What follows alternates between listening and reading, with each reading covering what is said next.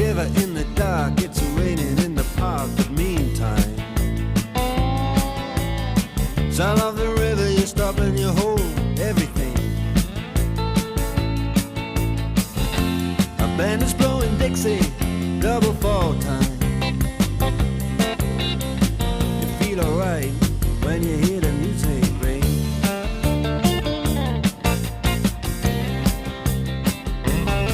Well, now you step inside, but you don't see too many faces. Coming in out of the rain, they hear the jazz go down.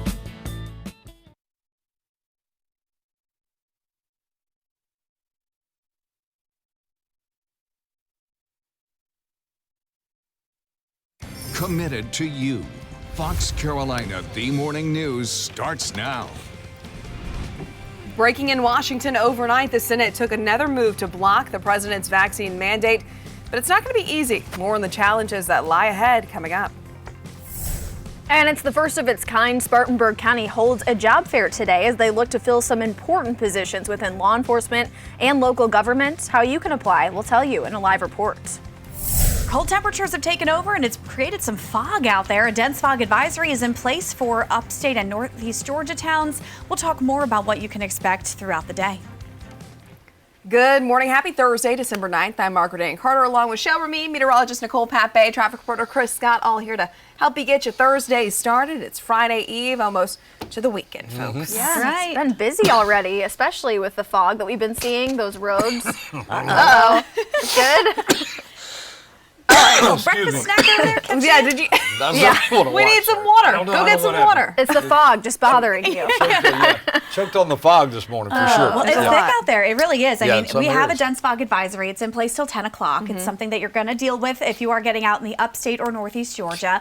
We have seen kind of come and go areas, some that are thicker than others, so it won't be constant that you're, stuck in fog, but it will be something that you'll want to watch out for. As far as temperatures today, it's mainly in the 20s and 30s as you get started. It'll hit the 40s at noon with a high of just 52 in the upstate, 48 in the mountains. Yesterday was warmer than this, so if you are getting out today, make sure you keep those extra layers with you. Today's cool temperatures will turn milder tomorrow, but there's a few showers possible Friday and then storms on Saturday. We'll talk about the timing of all of that coming up in just a few minutes, but let's get to those roads, Chris. What's happening out there now? Yeah, I'm getting you the latest updated traffic right now. We have an accident reported over in Anderson County. Let me get a little look at what this is here. Old Dobbins Bridge Road, right around the Glen Ferry Road area. And again, that's just now coming in from Anderson. A traffic alert for you this morning. We're moving around the area too, looking at a couple of other things, including this one at J. Vernon Smith Parkway, Wade Hampton Boulevard, right around the Greer area, in between Greer and Duncan. And also at Highway 18 near I-85. That one looks like it's cleared now. We saw a lot of red and yellow there earlier. Looks like that has moved and out of the way there. Looking at 85 here at Pelham Road. Again, that northbound lane starting to fill up towards Spartanburg. Southbound lane not so bad, and the fog has lifted a little bit here. It's kind of moving around all over the upstate, so you're going to get into it some thick, some not so bad. So keep that in mind this morning, and those low beam headlights when you hit that thick fog. All right, Chris, we're following breaking news out of Washington right now where the Senate has okayed a resolution to overturn President Biden's vaccine mandate for private businesses. And despite this move, the measure does face an uphill battle now. Now, it passed in a 52-48 vote with 2 Democrats joining Republicans to reject the mandate. Most lawmakers believe that the vaccines are important, but say that they shouldn't be forced. Now, back in September, the president issued a vaccine or testing mandate for businesses with 100 or more employees. That was set to go into effect January 4th. Now, it's uncertain if the Democratic-led House will take a vote on the resolution, but even if they do, the president has already said that he will veto it. So far, 3 federal courts have blocked the president's vaccine mandate. And this morning, we're seeing some reaction from lawmakers right here in South Carolina about the vote. Senator Tim Scott released this statement saying he's proud of his colleagues for standing up for communities across the nation. We'll, of course, have more on his reaction and others from Capitol Hill throughout the morning. Now to a developing story out of Newberry County. A father is charged after his son accidentally shot himself. Deputies say the 4-year-old was able to get a hold of a gun too easily. Now, we learned his father, Terrence Abrams, was out on bond at the time for a murder case. This is a look at the scene last month. The sheriff's office says Abrams got the weapon from someone else. Deputies are calling the shooting a totally irresponsible act by someone who shouldn't have had a weapon. Abrams is charged with neglect and could face more charges. The child remains in a trauma center right now. Now over to Spartanburg County. Deputies have made another arrest in a homicide case. This is Jalen Whiteside. The 17-year-old is charged with accessory to murder and arson following the death of Lamar Jones. This is a case we followed for weeks now. Jones' body was found in a burning car along Blanchard Road, and the coroner says he was shot before that fire happened. This marks the second arrest now connected to this case. Last week, deputies charged Demarius Rogers with murder. The sheriff says he has a reputation for violence and even could be connected to 2 other murders. And in today's Money Solutions, for the first time ever, Spartanburg County is bringing all of their departments together for a job fair. They're looking to fill more than 50 types of jobs. Fox Carolina's Grace Runkle is live in front of the county offices with what opportunities are available. Grace? Yeah, well, Margaret Ann, we've covered a lot of job fairs here in Spartanburg County before. Usually, though, it's just one department like Parks and Rec looking to fill some positions, but they're in desperate need, and that's why all the county's departments are coming together today, so you can look for all of their job openings in one spot in Cleveland Park later this morning. Now, we've been staying on top of the need for hires here in Spartanburg County. Officials tell us they are still seeing that lag in applications that they felt ever since the beginning of the pandemic. They tell us that basically every department has openings. So we showed you some of the jobs available at 5 o'clock, but here's a few more. The Register of Deeds office is looking for a data technician. Pay starts around $25,000. They also need a 911 operator. Minimum pay for that job is $32,000, and there's an opening for a bridge crew technician. That salary starts at $35,000. So if you're interested, they also have law enforcement openings. A recruiter tells us there are plenty of opportunities. On the uniform patrol side, we have 18 vacancies. And then on the detention division, we have 40 vacancies. And we're trying to find those qualified applicants. To qualify for one of those positions, you have to be at least 21 years old, not have any felony convictions on your record, be a U.S. citizen, and have a high school diploma or GED. That job fair is going to be, again, in Cleveland Park in the Event Center on the lower level. That's where they'll have all the departments set up, and it's going to begin at 10 and go until 2 this afternoon. Margaret Ann. It's nice to see that they're all bringing these together so folks can come out and maybe see what suits them best. Hopefully, people in the community will take advantage of this opportunity, the first of its kind, like you said. Moving along this morning, we have new details as the South Carolina Supreme Court is siding with Greenville County following a back-and-forth debate about an adult entertainment club. We have followed this story for a few years now. Back in 2017, Bucks, Racks, and Ribs sued the county, saying that they should be allowed to operate under their current business model. However, in Greenville County, businesses deemed sexually oriented can only operate in certain zoning areas. Bucks was granted an injunction preventing the county from shutting the business down. Yesterday, the Supreme Court reversed that decision, sending the case back to circuit court. The sheriff's office said that they are monitoring this case as it goes back to the lower court. We also reached out to Bucks, but they said no comment. We'll, of course, continue to keep you updated on any developments that come out of this. Happening right now, much of western North Carolina remains under a burn ban as dry conditions continue to impact that state. Yesterday, the State Forest Service lifted the statewide ban for most of the state except 33 counties. Some of those places include Buncombe, Henderson, Polk, and McDowell counties. This comes as recent dry conditions have fueled wildfires all across that state. And this video is from the Huntsville Mountain Fire in McDowell County last week. As a reminder, all open burns and burning permits are canceled at this point. Well, if you would like to help a child in need this Christmas, you may want to move quickly. We're live with how you can still turn in last-minute gifts and help out kids who might not get presents any other way. And still to come, we all know Greenville is becoming a popular place to live, and now it's ranked 7th in the housing market. Details next. We are looking at fog this morning. It's widespread and it's thick in some areas. I'll tell you, though, what's changing toward the end of the week. Yeah, we have an Anderson accident and one also in the Spartanburg-Greer area. I'll detail both of these. And, yep, fog is there. You see the light gray and white. Be careful out there and watch it. Yep, Chris warned you about it. There it is, Wade Hampton Boulevard. That fog is out there, guys. You can barely see the road actually in this picture. This is our Kia of Greer camera. Of course, we're watching things all across the upstate into western North Carolina for you, but be mindful of that fog as you're heading out. It is in sporadic spots across the upstate for you. So just be careful, and we'll be right back with your full weather after this.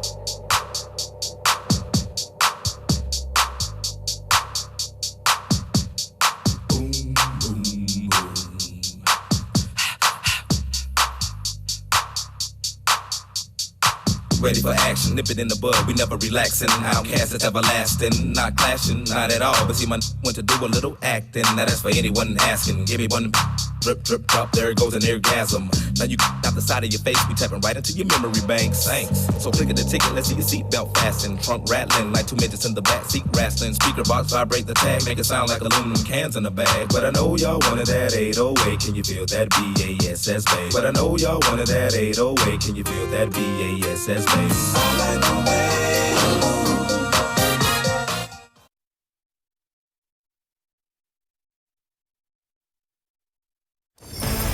Fox Carolina weather. Weather Rate certified most accurate local forecast. Dense fog is settling into the upstate, watching Clemson, Pickens, Greenville, even now Anderson getting in on a little more fog. It's been developing in some areas, fading in others. Spartanburg, a little foggy earlier, now clearing. But this will come and go for the next several hours. We have a dense fog advisory in place for the upstate and northeast Georgia that goes until 10 o'clock this morning. Temperatures right now are cold and getting colder before the sun comes up. 28 degrees now for Asheville and Hendersonville, 38 degrees in Greenville, just about 40 in Lawrence, Abbeville, and Greenwood. But like I mentioned, getting colder throughout the next few hours. Later today, temperatures will rebound slightly, but not to where they should be for this time of year. 52 degrees is your expected high temperature today. Mid-50s, mid and upper 50s are normal, so we're just a couple degrees shy of average. Today in the mountains, 48 degrees. Passing clouds in general looking good, but it's going to feel chilly all day long. The sky, though, is fairly clear above the fog, so at least we'll have that coming for us later on as the sun comes up and helps to clear. Now, as far as today into tomorrow, milder air will start to build in. There's a frontal boundary to our north and west. It's not going to really pass through our area, but it will bring us a few passing clouds today. What we're mainly watching, though, is this area of low pressure on the west coast. It's going to send about a foot of snow to some of the high peaks over there, but as it gets closer to us, it's going to bring a storm chance. We'll talk about that coming up here. Today, though, a couple passing clouds every now and then. Midday might be a little overcast, but it quickly clears to some sun in the afternoon. Overnight, you'll see isolated showers and clouds building in. Tomorrow is looking like on and off sprinkles at any point throughout the day, but it stays light and spotty. Most of your Friday will be dry. Just keep an umbrella on hand in case. Saturday is when things really start to change. We're going to start the day with scattered rain, end the day with heavier showers and even some downpours and thunderstorms. This is that front that's going to come through from all the way on the west coast. Coast Saturday evening arrival time, and it's going to bring us a marginal risk for severe weather. Damaging wind is our biggest concern, so we'll watch that closely into Saturday night. 7-day forecast does show 50s today, turning to 60 tomorrow, and then getting closer to 70 by Saturday. Saturday evenings, rain and storms could be strong to severe, like I mentioned, but it does clear out fast. We're in for sunshine Sunday into next week with a slow warm up after a big cool down on Sunday. Now let's get to your riding forecast, both sponsored by Harley-Davidson of Greenville. If you do plan to ride in the upstate, why ride on Sunday? Bundle up in extra layers, but Saturday has too many shower and storm chances to really enjoy it. North Carolina, same for you. Saturday's a day to tuck in. Sunday's cold, but dry with lots of sun if you want to get out for your ride. 6:14 now, Chris, let's check those roads. Yeah, a couple of issues out there. Listen carefully if you're heading out the door around Anderson County. We are seeing fog in that area. And again, the darker the gray, the thicker the fog is. So be alert there. I'll take you there live to Clemson Boulevard here in just a minute. Stand by. Old Dobbins Bridge Road at Glen Ferry Road is where the accident is, right at the border of Oconee County. Spartanburg County, 2 accidents right now pretty close together. Sholey Creek Road at Sholey Road. Another one reported at Highway 9 and Paris Bridge. Again, those are very, very close together. May be reported as the same accident, but we'll keep letting you know about that. Clemson Boulevard, exit 19, Anderson. You can see the fog not too thick here on 85 north and south down through Oconee County and onto the Georgia line, a little thicker in that spot too. So if you're heading down toward Atlanta